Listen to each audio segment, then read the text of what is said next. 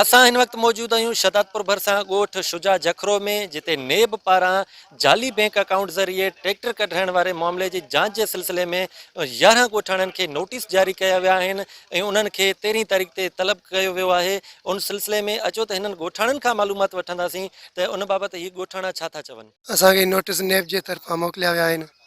चवंदा तव्हां ट्रैक्टर निकितल आहिनि। असांखे जे बारे में का ख़बर ई न आहे। असां मज़दूर माण्हू मज़दूरी था कयूं, पोइ बि असांखे नोटिस मोकिलिया विया आहिनि। असांखे इंसाफ़ खपे हिन जे बारे में। कॾहिं तव्हांखे नोटिस मिलिया आहे? असांखे 3 ॾींहं थिया नोटिस मिलिया विया आहिनि। 13 तारीख़ ते असांजी पेशी लिखी पई आहे नोटिस ते। छा ॼाणायो वियो आहे नोटिस में?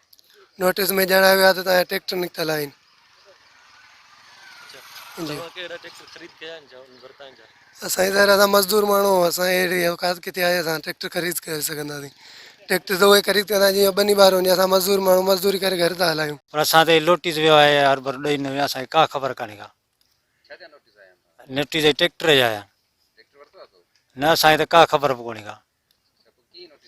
नोटिस अलाए ख़बर कान्हे किथां आया न, असांखे त का ख़बर कोन्हे।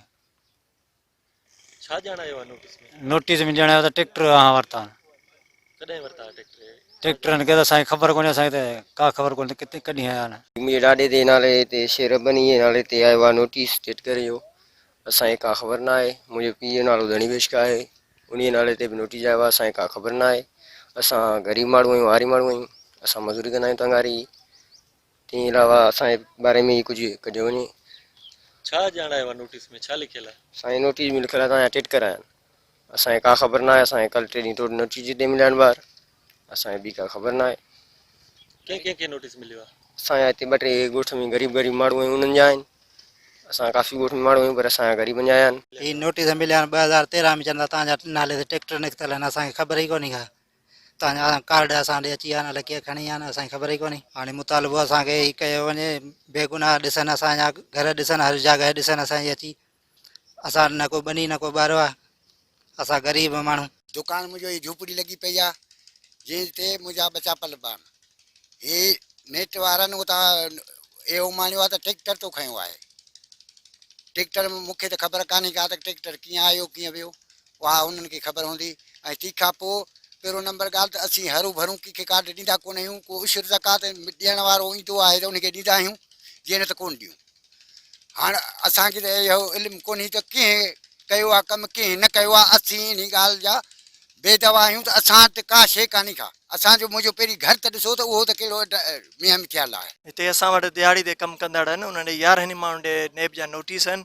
उन में नेब हिननि खे ॼाणायो आहे त तव्हां जेको आहे फेक अकाउंट तव्हांजे नाले सां खुलियो आहे 2013 में।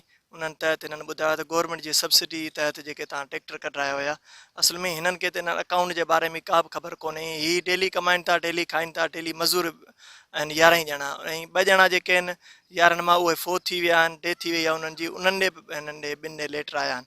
बाक़ी हिननि खे को बि अकाउंट वग़ैरह जो ख़बर कोन्हे। मज़ूर माण्हू आहिनि, हिननि कॾहिं बैंक जो मुंहुं ई कोन ॾिठो आहे। हिननि खे इहा ई ख़बर कोन थींदी आहे त को अकाउंट कीअं खुलंदो आहे, छा आहे। ॻोठाणनि जा व्यूज़ ॿुधा। हिननि जो चवणु आहे त नेब पारां जेके ट्रैक्टर ख़रीदण वारा जेके नोटिस जारी कया विया आहिनि, हिननि जो चवणो त असां कॾहिं बि बैंक जो मुंहुं न आहे ॾिठो ऐं अकाउंटनि जो बि असांखे का ख़बरचार कोन्हे। ऐं तगारी ढोए मज़ूरी करे संदुनि बचा पालियूं था। हिननि आला इख़्तियारनि खां मुतालबो कयो आहे त फौरी तौर ते मामले जो नोटिस वरितो वञे।